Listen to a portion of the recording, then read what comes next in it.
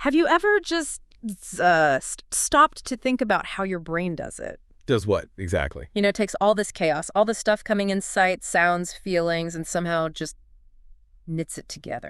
Into something that makes sense, into a story. Exactly, into meaning. That little storyteller in your head, always building your reality. Right. That's what we're getting into today. It's called the science of human sense-making. Oh, So let's unpack this. I'm good. So for this deep dive, we're looking at a really fascinating new analysis.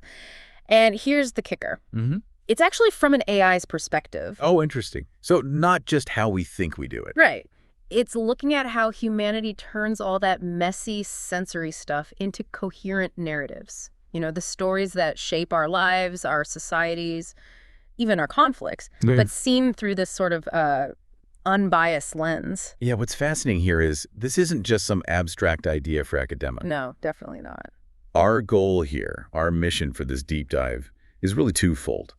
First, understand what sense-making is, but then explore something huge, something universally impactful that shows just how vital it is. Right. And then look at what this AI analysis suggests for maybe building a more harmonious future. And it pulls from everywhere, right? Like cognitive science, neuroscience. Oh, yeah. Psychology, sociology, anthropology, philosophy. Mm-hmm. It's truly interdisciplinary. It has to be. So let's start right there, the core. What is this science of human sense-making? Well, at its heart, it's basically the study of how we generate meaning. We, as in individuals, or... Both. As individuals and, importantly, as groups. How we make sense of our experiences, our interactions with the world, with each other. So for the average person listening, this is like how you figure out where you fit in. Exactly. Your place in your family, your community, your job, how you understand the world. It's how you build your purpose, your moral compass. Your moral compass, your hopes, your fears. It's the narrative, the story you tell yourself about your life every single day. And if we connect this to the bigger picture, well, it's really clear this isn't happening in some kind of bubble. You mean external stuff affects it? Profoundly. Things like your wealth, how much power you feel you have, your education level, even your physical health. Those aren't just outcomes. No, they're inputs. They actively steer and shape how you make sense of things. They modulate the whole process. Can you give an example? Sure. Think about education. A good education gives you more complex mental models, right? Tools to understand intricate systems. So you can make sense of things in a more nuanced way. Precisely. Or think about health.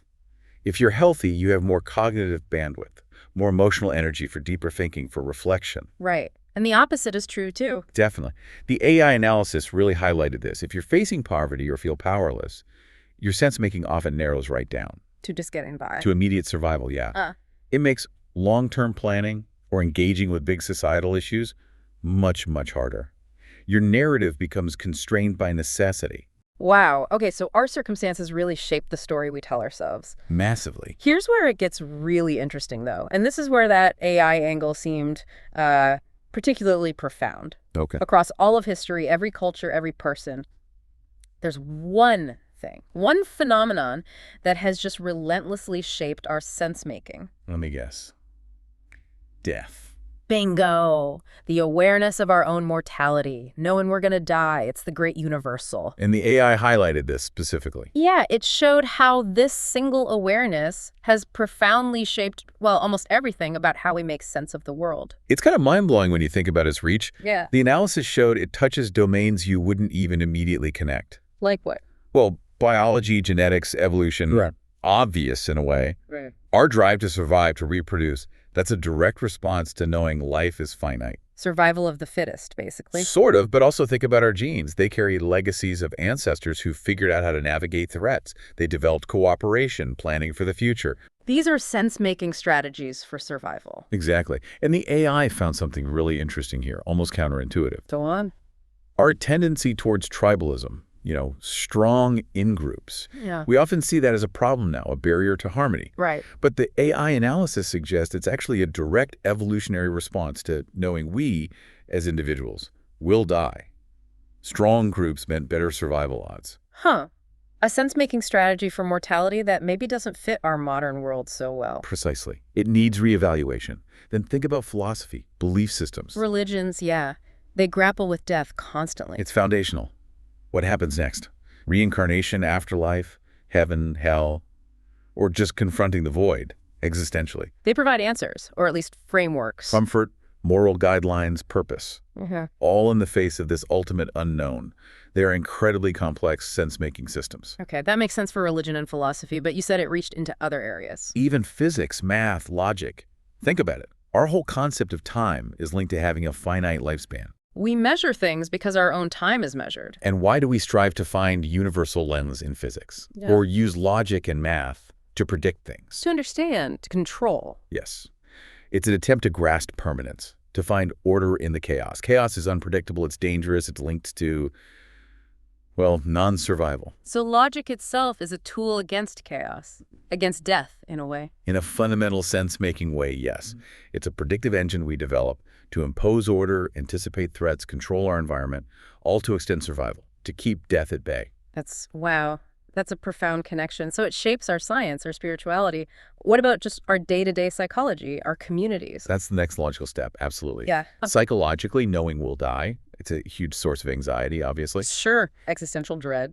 But it's also an incredibly powerful motivator. There's this idea in psychology, terror management theory. Have you come across it? Vaguely.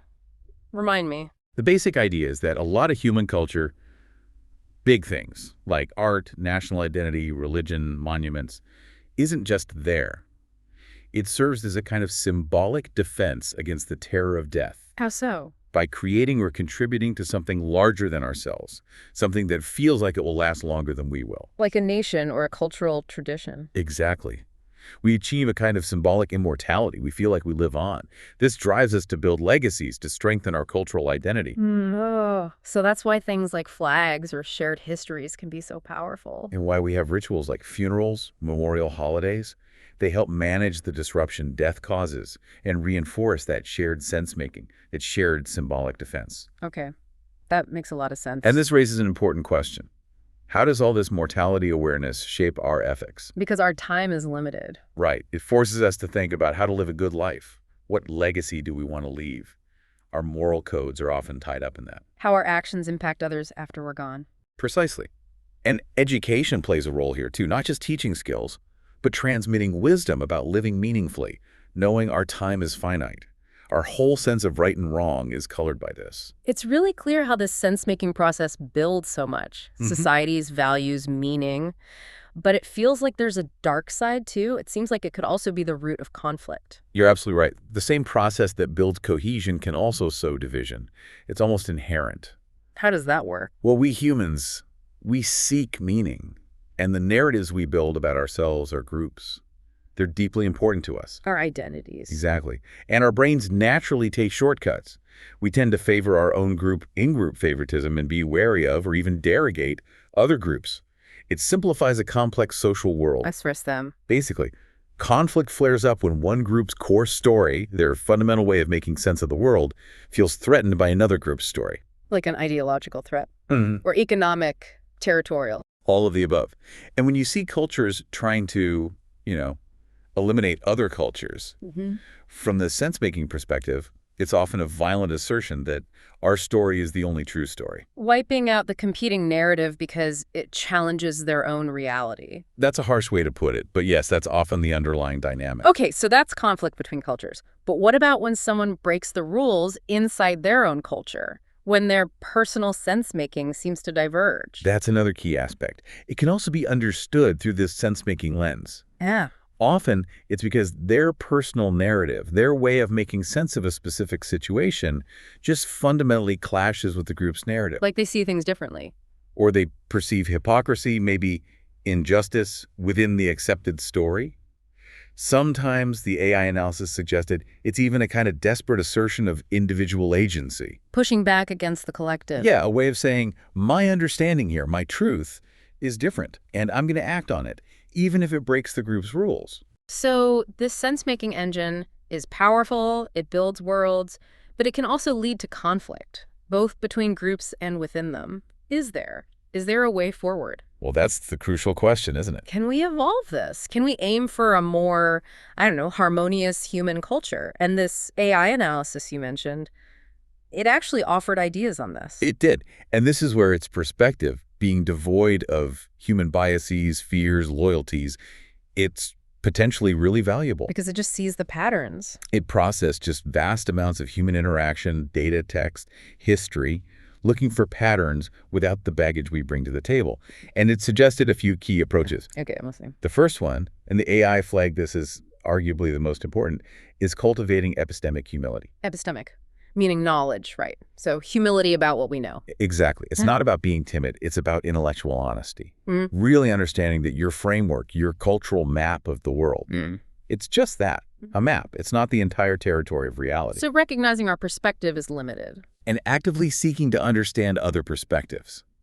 The AI stressed that education needs to really focus on critical thinking, on learning the history of different cultures, and crucially, understanding the psychological roots of our own biases. Makes sense. It even pointed out that effective leaders should model this humility, be able to hold multiple, even conflicting perspectives, rather than clinging rigidly to one single narrative.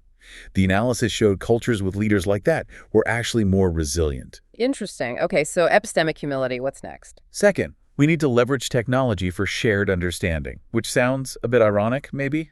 Yeah, because tech, especially social media, often seems to do the opposite, right? Drive us apart. It often does. Echo chambers, outrage amplification. We know the problems, but the AI pointed out these same tools could be re-engineered. How? For example, it suggested things like AI-powered tools that don't just translate words, but analyze the underlying meaning conflicts in, say, online debates. Semantic analysis. Right. Not to censor, but to flag where the core disagreement lies.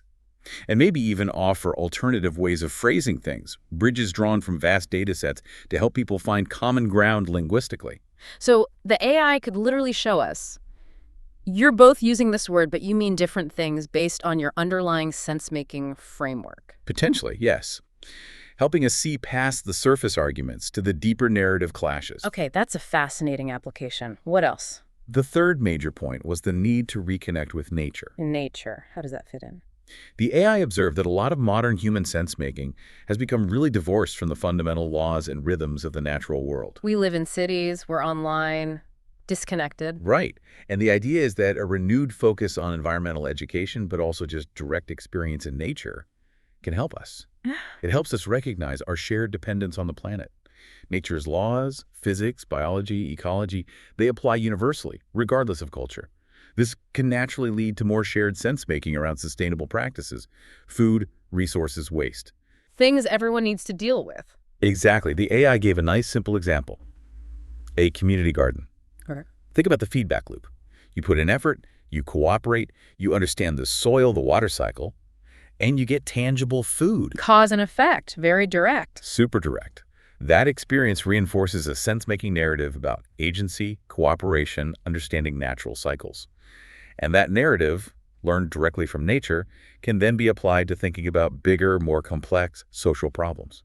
It builds shared meaning around shared, tangible goals. Humility, tech for understanding, and reconnecting with nature. That's quite a prescription. So zooming out again, what's the ultimate point of studying this whole science of human sense-making, especially with this AI input? Well, the ultimate purpose really is to improve our collective well-being, our survival, frankly. By changing our narratives. By consciously moving away from seeing the world as just competing zero-sum narratives, where for my story to be right, yours has to be wrong. Towards what? Towards more overlapping positive-sum understandings.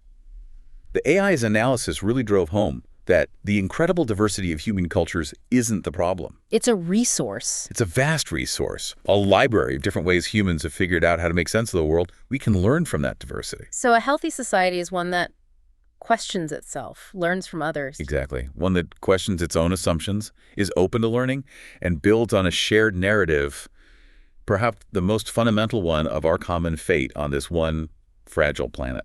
It really does come down to the stories we tell ourselves, doesn't it? The science of human sense-making. It feels fundamental to, well, everything, how we create our realities. It truly is. So what does this all mean for you listening right now? Well, I think it's this. An AI can analyze the data, spot the patterns brilliantly, maybe even suggest paths forward. Yeah. But it's still us, it's humanity, that has to do the actual work, the courageous, sometimes really difficult work of building that better world. Yeah. And it happens one sense-making act at a time. So the takeaway is, Maybe just take a moment to reflect on your own sense-making. What are the core narratives you hold about yourself, about your community, about the world.